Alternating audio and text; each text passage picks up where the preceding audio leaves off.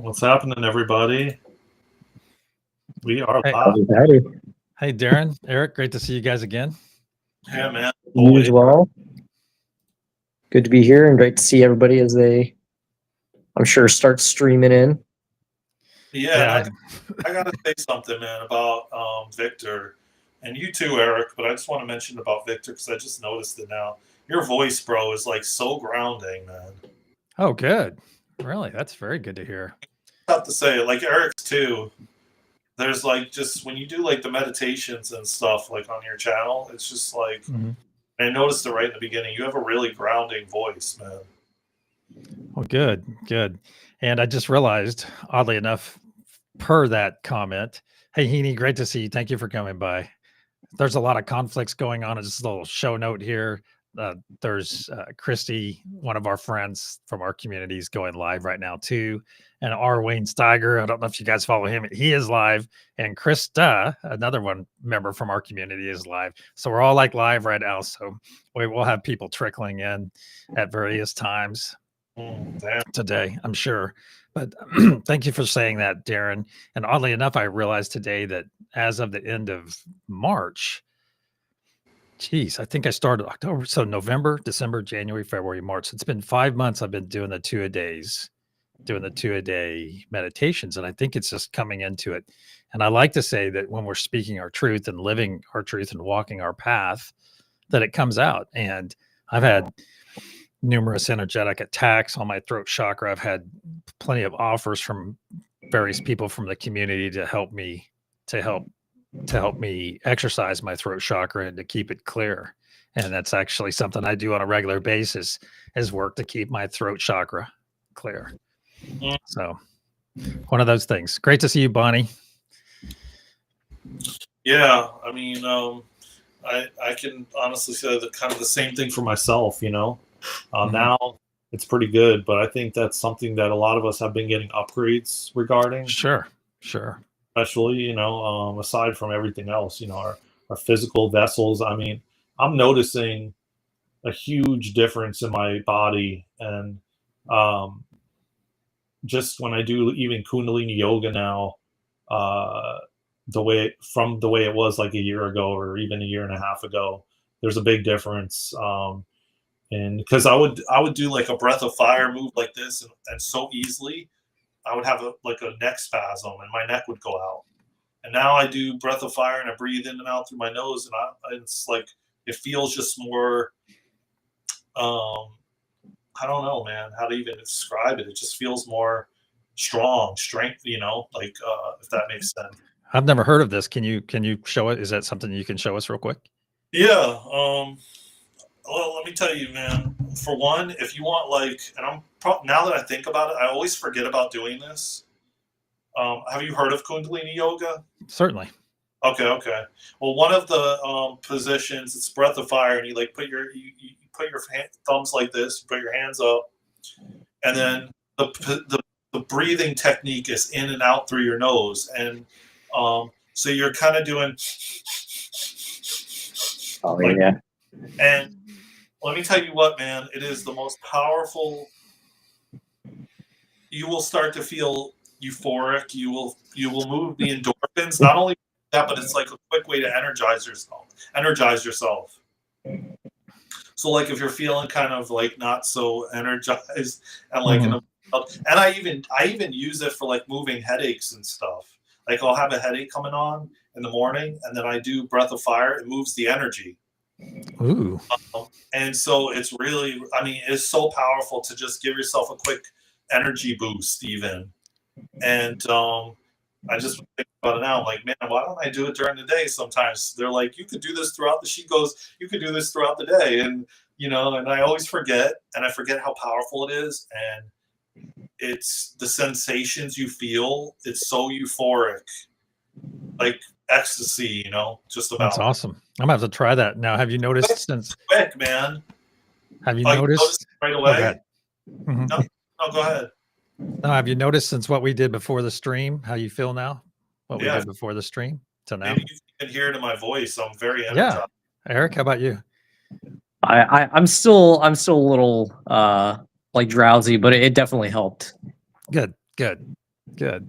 Yeah, Yeah. Father Sky helps. Try the breath of fire, Eric, man. Just, you don't even have to really hold your hands up. But what you want to make sure you do when you do it is the breath is even. So when you're breathing in and out, you want to make sure the in and out is even. Like, as long as you breathe in, you breathe out the same amount, and you can go as fast or slow as you want. And it's so potent, man. It's one of, yeah. So anyway. Excellent. Rules. Where to start, man? Where do you want to start today, Darren? Because I did make a note. Seeing through the game. That's what I wrote down for today. Seeing through the game of what's going on. Interesting. So wherever you guys want to take that, if you have something else you want, hey, tell us about the RV stuff. Darren. Yeah, I wonder if anybody in the chat knows about that, because I didn't know what it was, and I'm in this Telegram group, and I've been hearing people talk about it for like the last couple of years, and they're like, I'm waiting for the RV, and supposedly it stands for it's almost like reorganization. But the woman said, when I put it in the Telegram group, I'll tell you right now how it's spelled. She said, revaluation. Reevaluation? REVALUATION. Isn't that reevaluation? So revaluation, not reevaluation. Yeah. Yeah, and she just said, I go, what does the RV stand for? And she goes, revaluation. And she said right before it, I'm trying to get back to where's the, here it is. She said, because because Mr. T said, yes, on a tweet today, I don't know if you saw it, but he said, the operation is over. The patient lived and is healing. The prognosis is that the patient will be far stronger, bigger, better, and more resilient than ever before. Make America great again. So apparently, after his speech yesterday, and what everybody's been saying about, liberation, and like a lot of us who have waited patiently, because a lot of people are talking about gold, and something with gold, and like this woman was saying, road to gold. And then now they're talking about the RV, and they're talking about us being patient for, like, I guess the golden era or the golden age, or this no longer being suppressed, or so I wonder if that's talking about our country as a whole, or if it's talking about specifically that some final test of med beds or something like that happened. Well, she says right here, right after, she goes, it's all lining up for the public justification to go to gold. I say this is where the RV thing, she goes, I say notifications pretty fast. I see notifications pretty fast. We have to RV before our currency does. Trump signed an emergency executive order yesterday. Can he, in a pinch, do something to stabilize the dollar while Congress does the rest? All the pieces are falling into place for this transition. So it sounds. I was gonna say it sounds something very economic. Yes. But I guess I don't have like much context, because so I know also yesterday that all the tariffs and whatnot were basically announced right after the stocks obviously closed. But like the thing with the tariffs though is, I know a lot of modern economics is built on basically like certain countries growing certain crops or certain countries doing specialized things.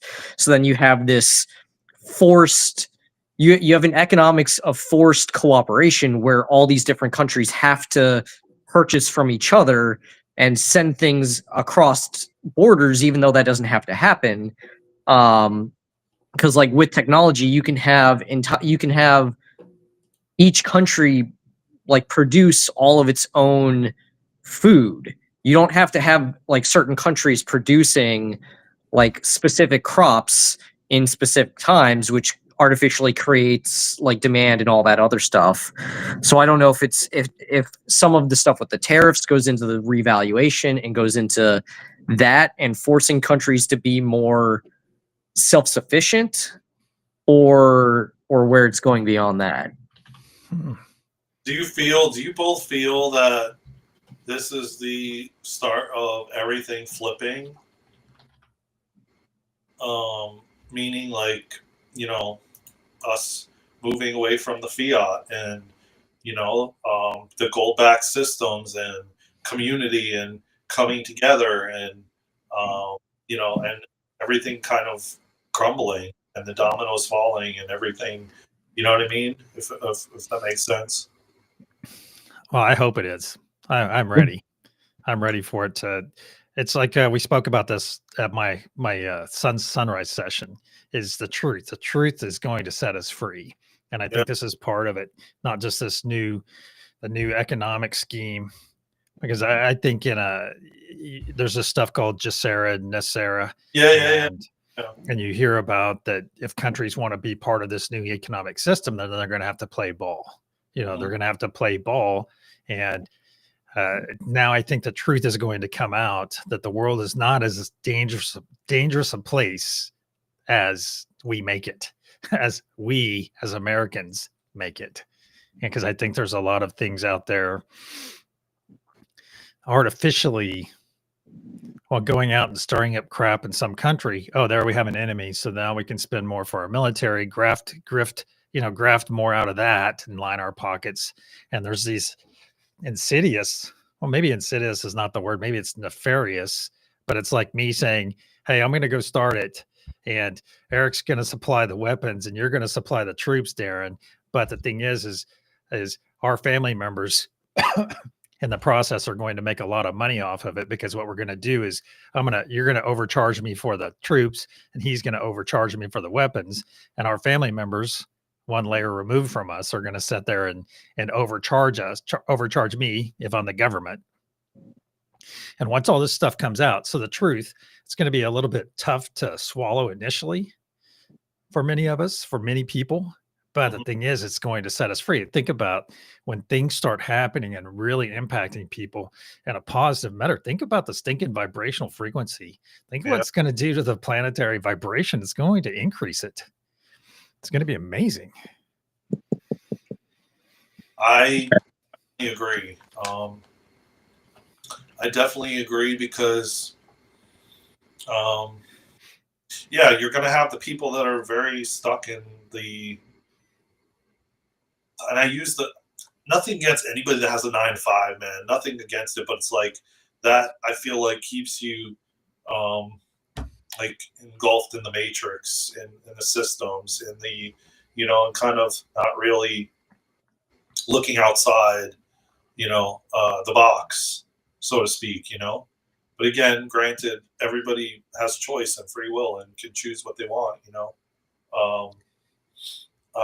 But I definitely feel like that is going to be,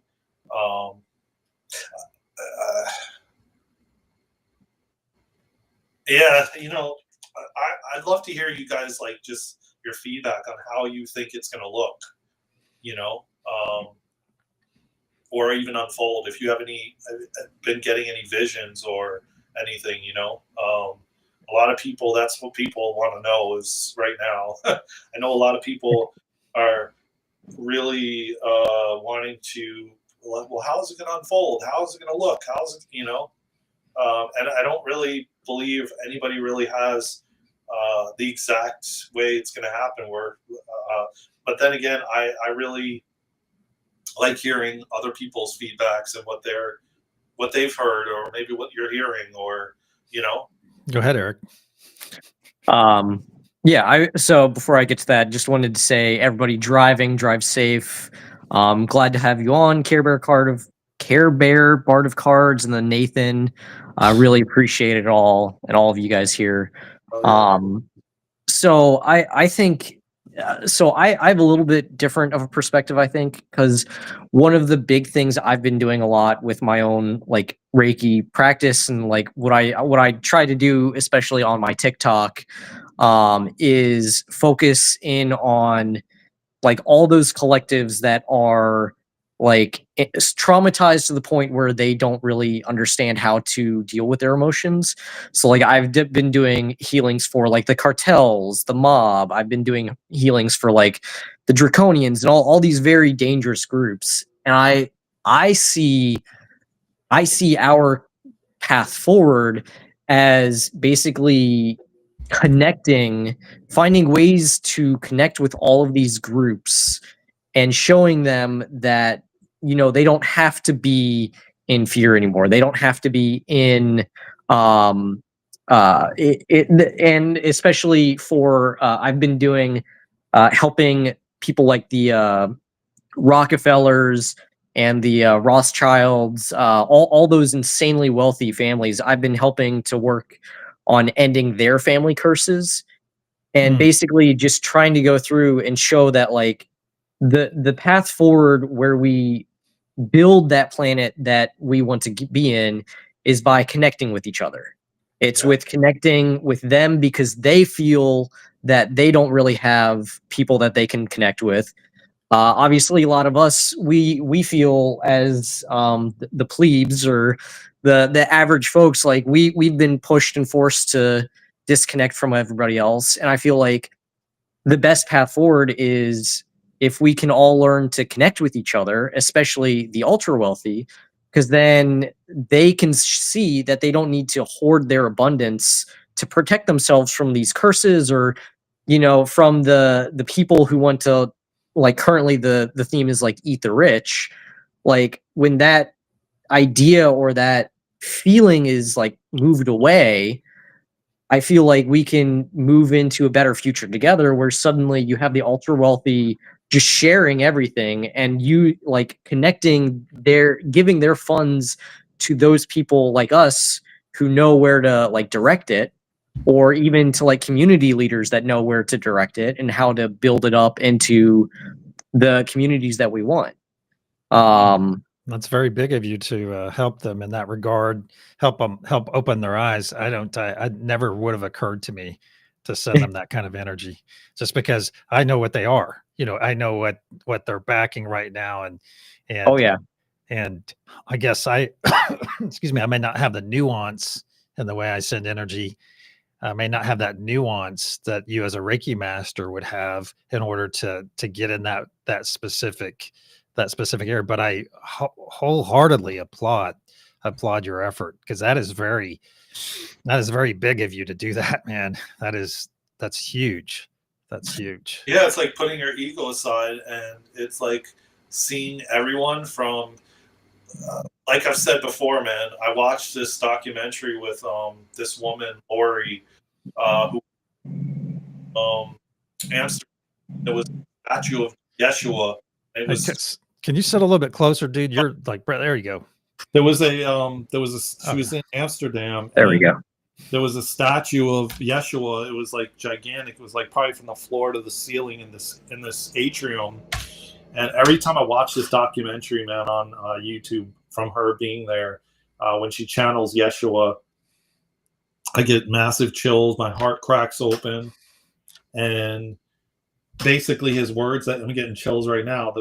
His words that came out was he was able to see people from the pain they're in, not the act they commit.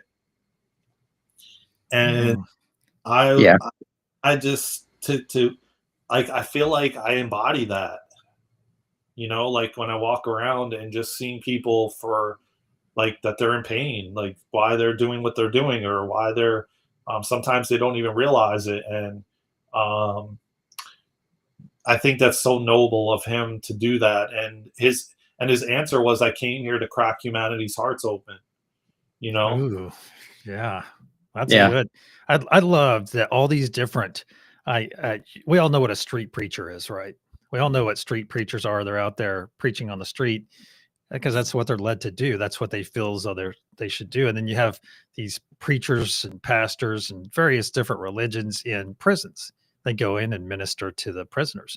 And you know, one thing that probably every one of those people, everyone that finds himself in prison, probably the main thing they're lacking in their life is love. Yeah. is having experienced deep love on some level from a parent or from their siblings somewhere in their life. They got astray, somewhere they went unloved. And that's even, and then we have a society that tells us that, oh, if you have too much self-full love, oh, well, that's narcissistic, or it's bad to love yourself first.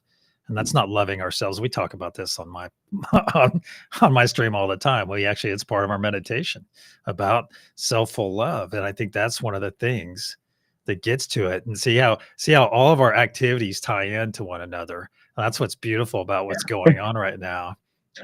Is they're all, because my big thing outside of what we do at Truthwave is I go out and nullify all the 5G, the bad stuff in the 5G every night. I go out and do that by myself. Nobody actually knows I do that. My girlfriend doesn't even know, but That's cool.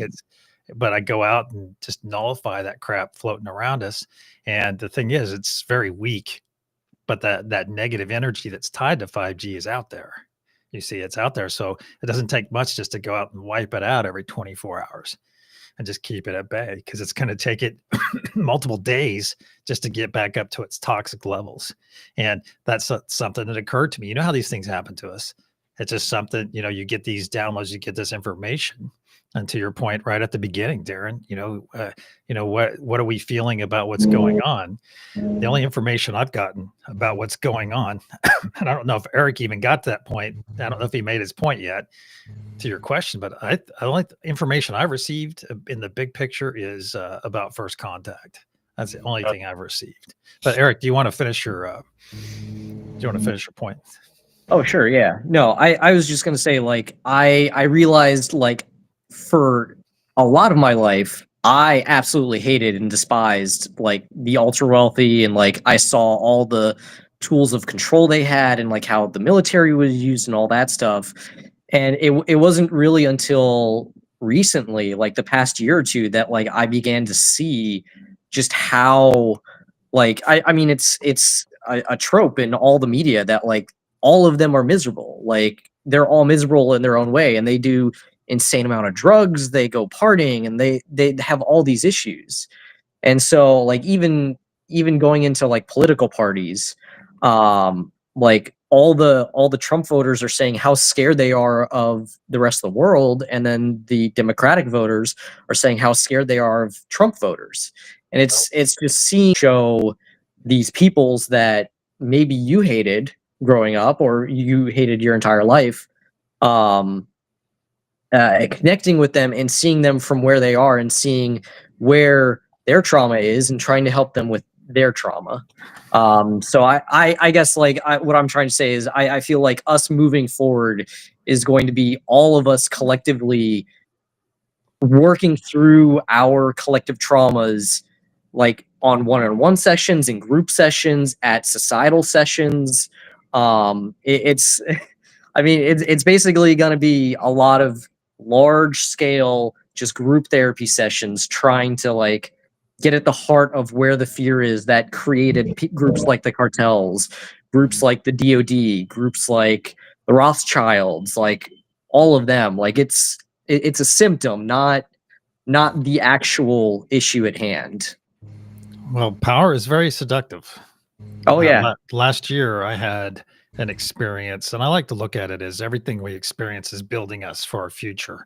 And I got a taste in a deep meditation I was having of what power feels like. And that was shown to me. It was shown to me in this meditation, and it was like here. And I was like, oh my gosh, that is amazing. I'm serious. It was amazing. But then it's like, and I was being guided in this, and this is a deep meditation. It was like, here, now you know what it feels like. So if you ever feel it come up in the future, be wary. You see, because it's very seductive, very seductive. And I shared that with some of my friends, and we chalked it up as being a wonderful lesson, because think about it, because what if you don't know what it feels like, and then you obtain it, and then you get drunk in it, instead of utilizing it for good as your initial intention, but then you get caught up in it. And that's what I think many of these families you talk about, many of these politicians get drunk with it. Oh yeah. Oh, I'm getting some is that a train going by? It sounds like I'm getting it too, so I think it might be off of Darren's. No, I don't have no train. Oh, okay. I All right. did have a train pass as well, but Okay, so it's gone now. Yeah. You know what I have to say? Like, yeah, that's what I keep hearing is humanity is moving into the heart. And more and more, like we're like, especially like this year, we're releasing karmic cycles. We're releasing ancestral stuff. Like this is a big year for that. Especially the past few months, the month we're in right now, and we're moving more and more into the heart. We're learning how to lead and live from the heart, and all these quantum financial systems and all the med beds, all these things are all technologies that are from these higher dimensional beings that are heart centered. They communicate from the heart. That's how, like they can tell whether you're like have good intentions or you don't, and we're leaving the head and from the heart. So like majority still functions logistically from their head, and we're finding out more and more that you can't do that anymore, and you're not going to be able to do it going forward. It's going to be even more difficult. And so we're having to work with like the thoughts, the looping, the restructuring our nervous system, all these different things to then be in the heart and then follow the heart and lead from the heart, because we're so used to being in the head and thinking and figuring it out through the mind and understanding it. And now, I know for a fact, I would love to hear your guys' thoughts, but I feel, and I've known this year is so much more difficult to try to understand it from the mind. And the heart is, of course, really challenging because you can't, it's like trying to figure out where we came from, I heard somebody say it so profoundly that it's not, you can't figure it out from a thought or from your mind. And if you try to figure it out from your thought or a mind and you get a headache, it doesn't feel great. It's like, but it's like, it has to come from the heart. It has to be a feeling that you feel, which is what most of us aren't used to, because that's how we've been taught, and programmed, and to just think about how you're going to get this job. Think about what you're going to do next. Think about the next 5 years. It's all mine. And now it's like, okay, I just have to feel into it. And what's next, Well, think about when you're in high school. What do they preach? Oh, got to figure out your future. And you're like, well, I'm still kind of enjoying being a kid. I'm enjoying running around and having zero responsibility other than my grades. And, yes. And it's like pressure. And it took me a tour of the military to figure out what I wanted to do. Whoops. Time to go turn off those eggs. What were you? Oh no, it's my stopwatch. What were you? How long were you in the military? I'll just wait. I'll wait for you to get back over here. How long were you in the military for? Oh, just one enlistment for 6 years. Oh wow. What branch? I was in the Marines. Oh wow. Okay. Yeah, so I've come full circle from what I was when I was 18 or 19 or 20 through 23. Yeah, so it's been a heck of a journey, but because I am definitely not the same person I was then, but it took me that time to get in there and determine, okay, well, what's really important to me? Which way do I want to go? And this way, and some of it was still money oriented too, because it's just, what do we do for money? What do we do for money? Like to your point, Darren, about 9 to 5, people trying to break away from that. I have someone very dear in my life that is still doing her 9 to 5, and we're working to get her out of that. You see, we're working together to get her out of that, because that's one of my goals too, is to help her get out of that and do it in a way that helps her tremendously and enriches her without putting her in a poorhouse, you see, without ruining her life in the process, because it's not easy. It's not an easy transition, but that's the thing is people like the people you're helping, Eric, they have set up all these systems and basically make it so it's very difficult for us to get out of our socioeconomic path, because even you might go to college, go to a good university, get a decent job, making I don't know, 200K a year or something like that, but where you're still going to be tied to that job for the next 30 years, and then you're still going to retire and live 5 years after paying taxes and paying. So in other words, I think those powers that be are making taxpayers essentially to make taxpayers to make it the world they want to do it, but that's built on their excess and our how can I say our struggle. And you have all these stories about, oh well, look at Mark Zuckerberg, he made something out of himself, he dropped out of college. Yeah, but now you're seeing it in the conspiracy circles, he's one of them. They place people. And is it because of DARPA, because of these technologies that the bad guys, the cabal, whomever you want to say, have access to? And we're like, okay, well, here's a business right here that we can start up, and we'll put this guy, he's one of us, we'll put him in charge, or her. There's various things. And look at people that have wonderful ideas, and they either get bought out or get their ideas stolen, or they end up, hell, look at Tesla's ideas. Where's all the Tesla's notes that got taken by the FBI out of his house 100 years ago? So I will say along those lines as well, though, like Darren did a BQH session on me that was super powerful, back into a draconian lifetime of mine, and it was something important for me to see that, like, even them, even the Zuckerbergs, even whoever you can think of, all of them are also still basically chained to that system. Like, they are victims of it as much as we are, because even if they wanted to change something in it, or if they wanted to get to something better, like, it's the conglomeration of all of them that are enforcing it on each other and then on all of us.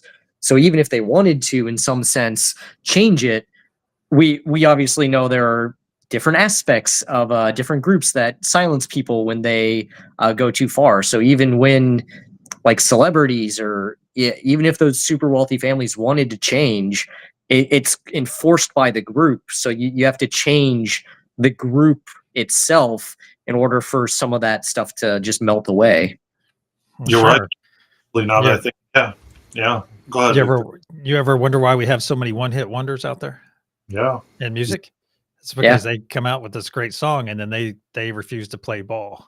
They refuse to have dirt put on them. They refuse to go to those parties. They refuse to take part in the stuff that the overlords of that specific realm over, say, Hollywood or the music industry, but they are all so, how can I say this? Think about it. Imagine if a 3-letter agency has dirt on everyone, all the uppers in some specific organization, and they force others to go through the same process. So what they're doing is getting videos on them, getting dirt on them.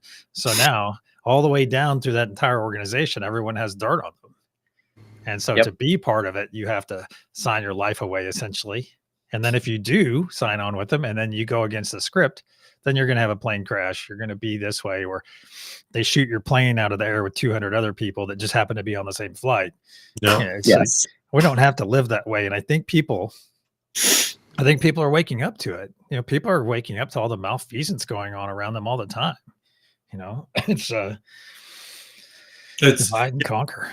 It's interesting what Bonnie said, because in 2001, 99, 2001 is when I kind of left the societal norm of a 9 to 5 or one of the, I was having the same similar stuff, man, like anxiety and exhaustion. And, every time I would drive to these jobs, feeling a massive anxiety, not wanting to be there, thinking about what I'm going to do on the weekend when I'm off, and it's like you are never in the present moment. Not only that, but it just wasn't for me. And I kept like the longest I stayed at places was like 6 months or a couple months, or I was always bouncing around. It just never resonated with me, so to speak, I guess you could say. And thankfully, I feel like I've always had I've gone against the grain, I guess you could say. I've swam upriver, and and I do agree with everything you're saying. It's like my dad said it all the time. If be careful what you say. Back then in the 80s and the 90s, the moment you start speaking out is the moment that something like what you described. And I agree with both of you with what Eric said, and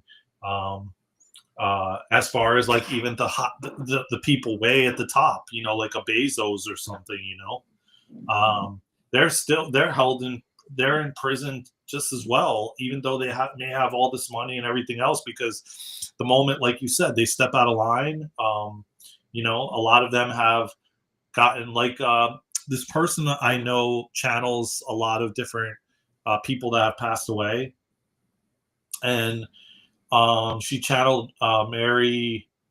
Wait, what was her name? She had like blonde hair. Marilyn Monroe. Oh, yeah.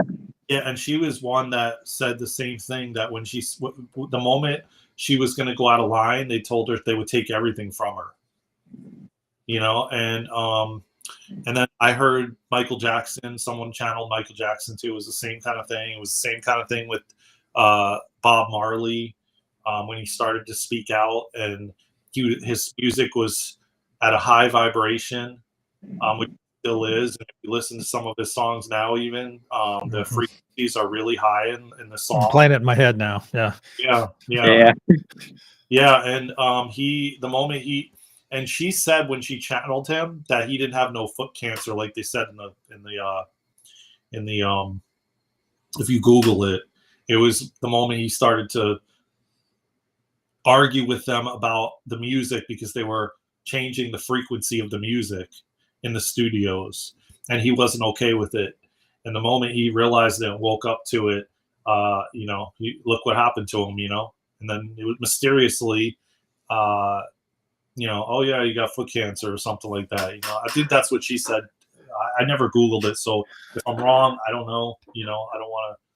But as far as like him stepping out, a lot of them I think have tried, and then another one I feel like is Kanye West. How he started like kind of going AWOL. I think that he was starting to really speak his truth, and and then they made him look crazy. Well, speaking of music, like today's music, I've seen different YouTube videos on this. It's apparently really sucky, like the most modern within the last 6 I don't even listen to it anymore. Now I'm listening to stuff farther back. But they're saying that it has a certain frequency on it now. Look at one of them, Lady Gaga. She have a song called Abracadabra? You think I'm going to freaking listen to that? No. With that word in it, and you've got all these millions of teenagers or whomever listens to her, whatever her demographic is, sitting out there nodding to it and dancing to it and embracing it. And am I wrong for not embracing that? Or I'm not even going to give it a chance. I'm not going to listen to it just because of the title of it. No, you're not, bro. I mean, it's like I watch people at the gym with their headphones on, and they're just getting programmed. Like a lot of the kids, like I'm at like this one gym I was going to before. Now I'm not going there anymore. I'm walking around. They got these massive headphones on, like Beats, and it's covering their ears and their whole face, and they're rocking to it, and it's like literally programming everything about them, like in the music, and it almost. They just walk around like I don't know. I it's hard for me. It's like I told someone yesterday. I feel like, and I've always felt like split. Like half my body's in one world and half my body's in the other. Like half is in like um, the seeing everything with your third eye, and then half the like, and then watching everybody who's not at that state, and you have to try to fit in with like the Matrix way of being, because we're still like operating in it, so to speak. Yeah, that's dying. I don't know if you guys feel that way or not, but I've felt that way my entire life, and it's definitely been challenging, to say the least. I'm trying to play in both worlds, I guess. Yeah, I'll tell you what. I think one of the I've said this before. I don't know if I've said it here, but it's like when you get on the path. When you get on the path, I did about 9 years ago, and the first step of getting on the path to enlightenment is realizing you're not enlightened. You see, that's the first step, is realizing, hey, wait a second, there's more to this than just what meets the eye. And oh my God, I see peace over here. I see love. I see unity over here in enlightenment. And I want that. And realizing that you're not, I think, is a huge step, is realizing that, hey, that's the step I want to take. And that's why I say it's the first step in enlightenment, is realizing you're not. Because if you have, excuse me, right here at 1313, according to my clock, the cool thing is when you have that realization, you have to have a certain amount of ego in check to realize that you're not perfect walking around, or you're not this or not that, or that there is even that other aspect out there that you can't see. And I think to your point, once again, in the gym, with those people walking around in that little world of theirs being programmed, I think, I'm not saying that they're a write-off. I'm not really even going there, but I think it's important to really mind our minds right now, more than anything, is be very cognizant of what you put in your brain right now. Yeah. I think that's the message I would send everyone listening right now. 1313 Mockingbird Lane. I'm sorry. I totally agree with you. I think that you have to be really cognizant of the words that you're speaking, because they hold a vibration, of course. And not only that, but the thoughts that you're giving attention to and giving it energy to.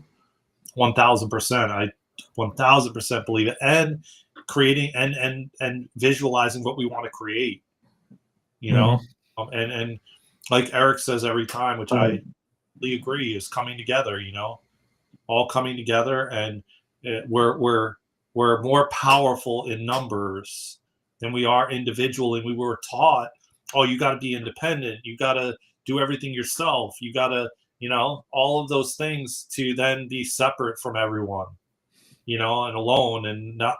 But yet, when we come together, man, like when you come together on a meditation, like even on your meditations, and I know that when I've been on meditations, or I've joined when I was in Florida, ones in person, they're so much more powerful than they are by yourself.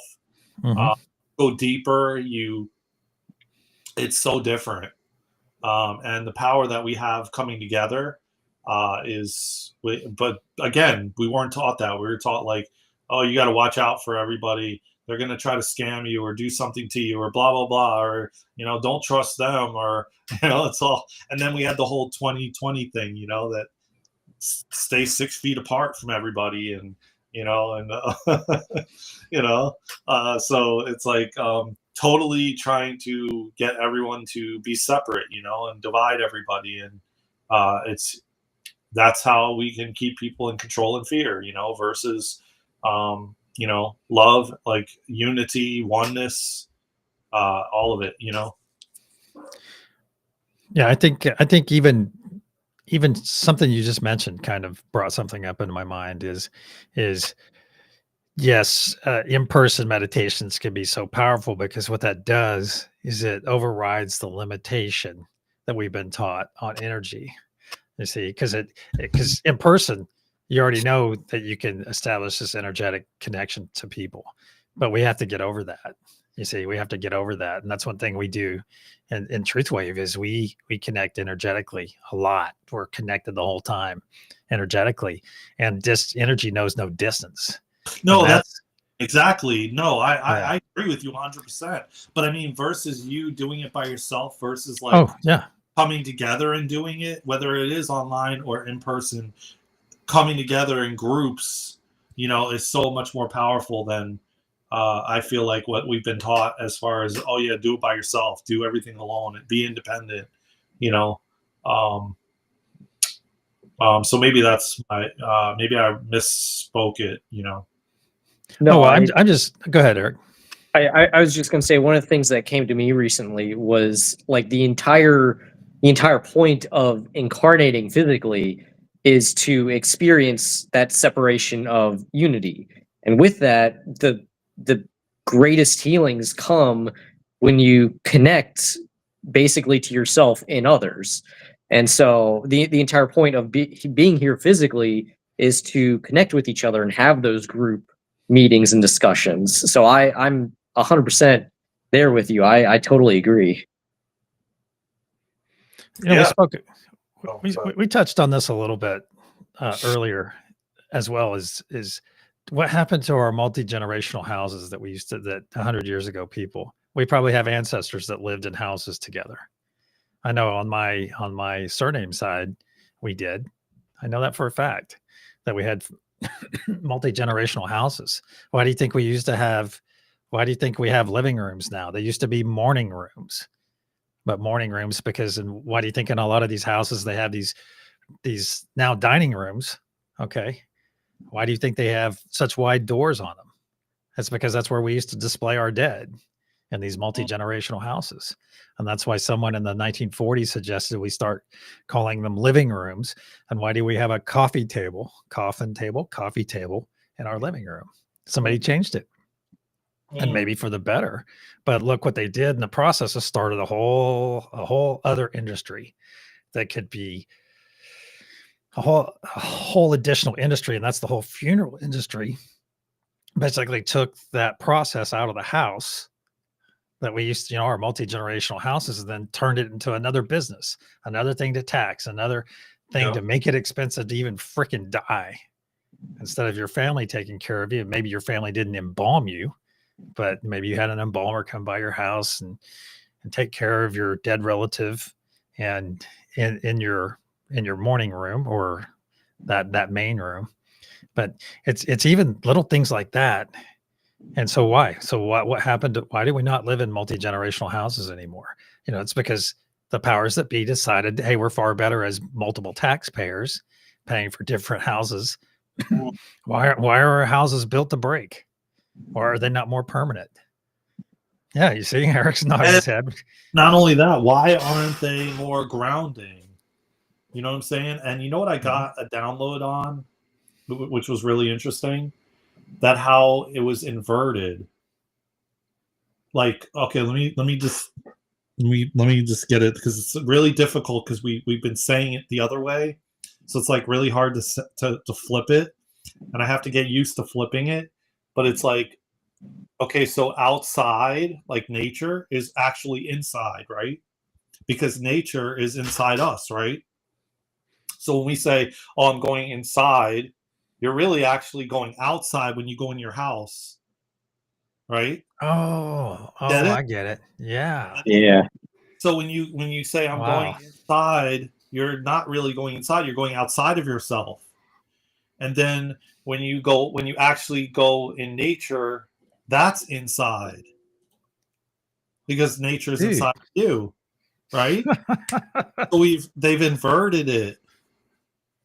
Wow. And I was like, "Oh my god." And I started saying it, but it's like a tongue twister to say, because we've been so used to saying, I'm going inside my house, like in actuality, it's not really inside. So it's like we're training ourselves to continue to say, no, I'm going outside of myself when I go in my house, and when you go in there, what have they done with these places? They're not grounding whatsoever, right? You actually have to go into nature to ground, just because of the way the houses have been built. And most of the time you're not grounded when you're living, when you're outside. you know. And I Because you're said, wearing thick boots, or yeah, uh, because you're wearing thick boots or wearing something to keep you. yeah, Wow. the way that just the way that it was built. There's so many things in these houses that they're the way they're built, the structures that they're not structured in a way that they're grounding. Why not? Why wouldn't they be? I mean, we know how to do this. Oh, we got to buy grounding mats. Oh, we have to buy this. We have to get crystals. We have to do all these things to get ourselves grounded. Or we have to go hug a tree or put our feet in the grass. Like it doesn't. But then you go to like places like Bali or India, man, and they're like barefoot, and it's the same thing with training us to get to buy these thick ass shoes that completely don't ground us, to wear shoes all the time. And Oh, and if you don't wear shoes, then you're going to pick up some disease from the ground. it's dirty. It's dirty. The ground is dirty, and the ground, there's chemicals, and it's like crazy to me, man. It's so like But the chemical, what, fluoride? Remember when fluoride was big? I don't know if you're old enough to know, Eric. I don't know if you are either, Darren. But growing up, it was a big thing to have fluoride in your local water to help your teeth. Oh yeah, hell yeah. But what's it doing is calcifying your pineal gland, so it shuts you off from everyone else. It's insidious. It's not just nefarious. I used that earlier, but it is. So think about this plan. Back to you, Eric, to your crew, to the people. I shouldn't say your crew because I know you're not part of them, but what I'm saying is the people you're working for, the people you're assisting. Yes. reach their wow. I can't really say that the right way. Well, the people that you're assisting, put it that way. The people you're helping find love. There we go. Let's say it that way. But think about it. They know that all this stuff is in here. They know. Sometimes I think the way these families operate too, especially in some of the things I've seen come up, is that they may have some kind of doctrine or mantra or something like that say, if you do X in this life, when you come back in your next one, then you're going to have this and this and this. You're going to have access to all this stuff. You see, so they do these things in this life, and they're walking through their life with the knowledge that they're going to get payout next time they come back, because they're going to be bred into the same family. You see, because they keep all these lines, they're all interbreeding with each other. And it's interesting to watch some of that stuff, because you see how a lot of these global leaders are related to one another. Okay, so that's a bit of a rabbit hole. So take that with a grain of salt. But think about it. It's like anything. If you are told from when you're born, from when you're young, that, hey, you're part of this, you're better than everyone, and if you do this and this and this, it'll ensure your next life carries on. And they keep it in very tight-knit families, keep reproducing within one another circles. And if you were raised that way, it's kind of like something, a necklace or a piece of jewelry that's very dear to you.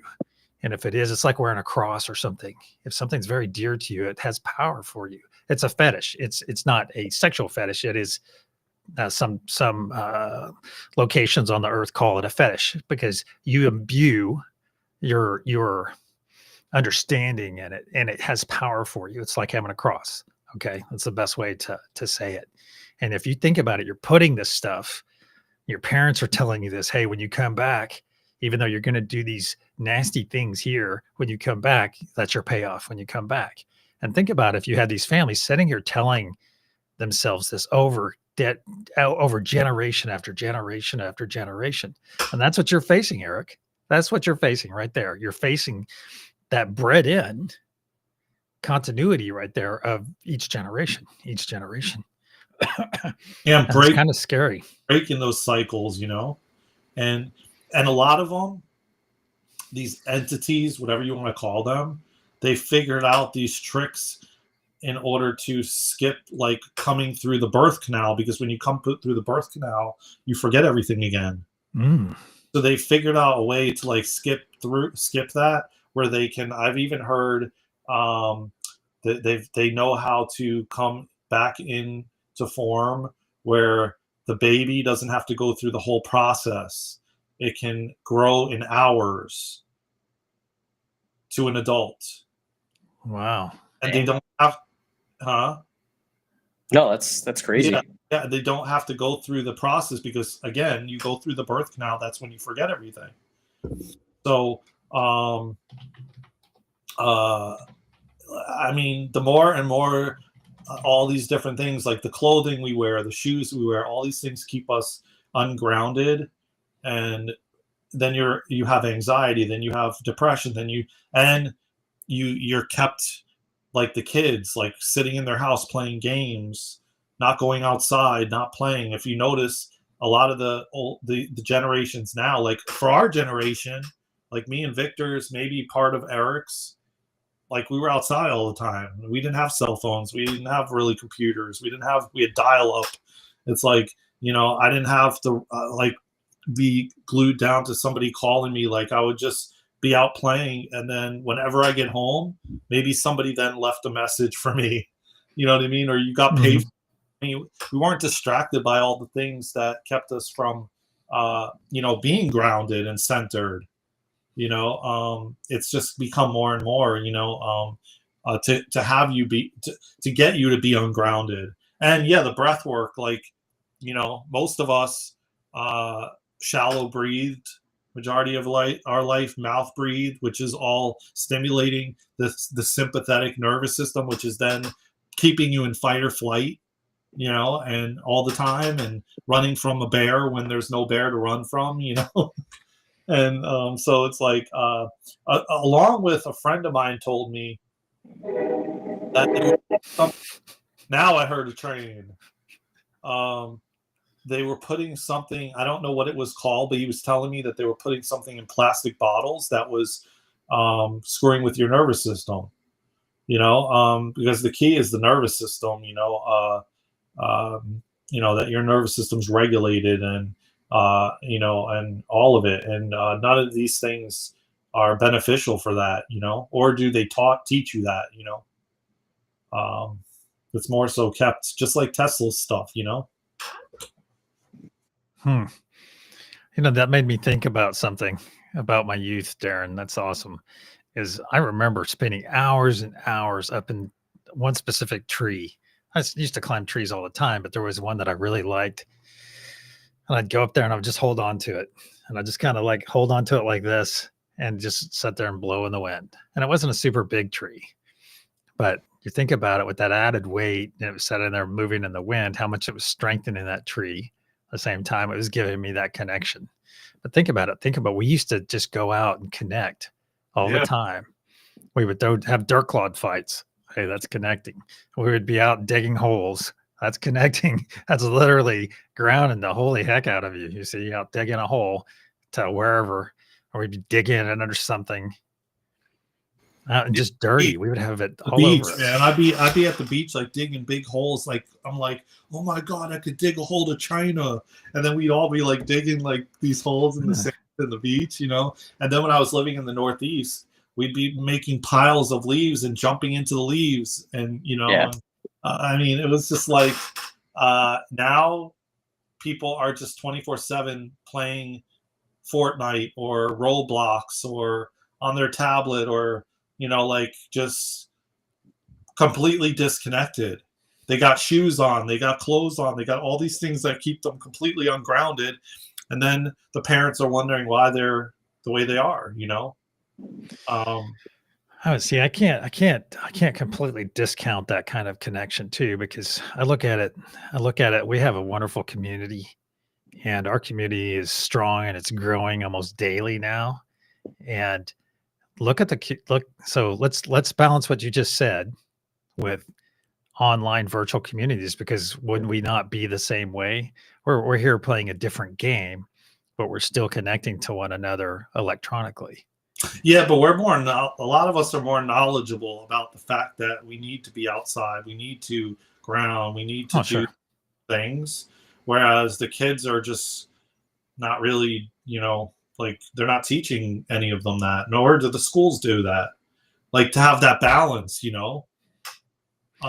going to the park, or I mean, I told Eric before you got on here, I was just at I was sitting outside and doing light language on my tablet on Zoom with like there was like 15 people, 20 people in there. Sweet. I had the door open. I sat in my car with the door open, and nature was all around.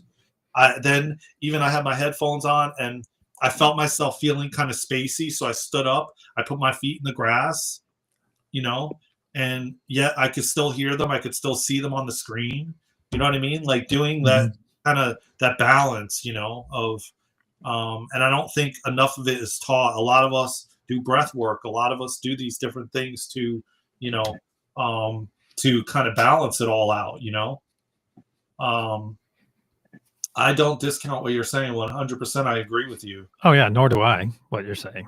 I just feel like, yeah, the things that should be taught are not being taught, especially to the kids, and the, you know, and they're not outside enough. I spend a lot of time outside. Granted, yes, I'm on Zoom calls and things like that, but a lot of times I'm sitting outside doing it too, you know. But even when I'm not, I'm outside or inside, whatever you want to call it, you know. I spend a lot of time in nature. I'll use the word in nature, you know. Yeah, that's really cool. And I spend a lot of time like doing stuff like this, like with the group Kundalini activation sessions, and we're about to do like a 6-week breathwork thing. We're gonna let you guys know about it. So yeah, I spend a lot of time doing both, you know.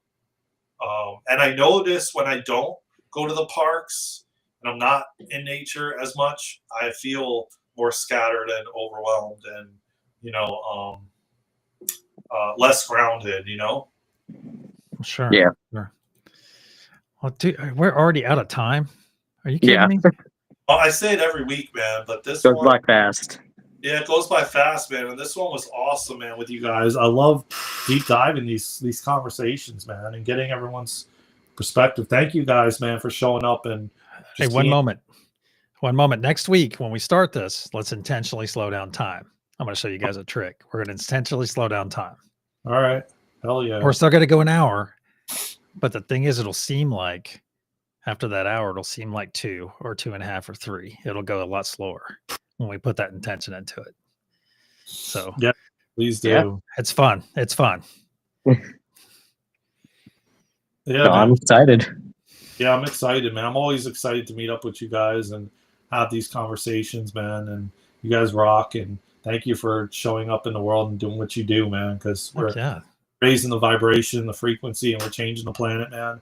And very soon we're going to be in the freaking golden age. All right. Bring it.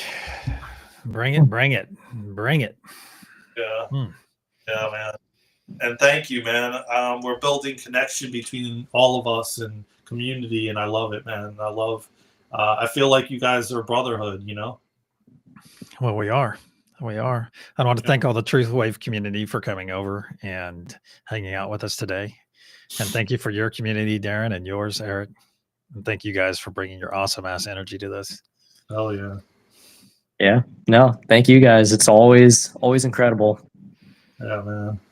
It's only going to get more and more incredible as we forge forward, shining our lights bright, man. That's right. Well, hey, until next time, gents. Until next time, man. Namaste. Namaste, man. See you guys.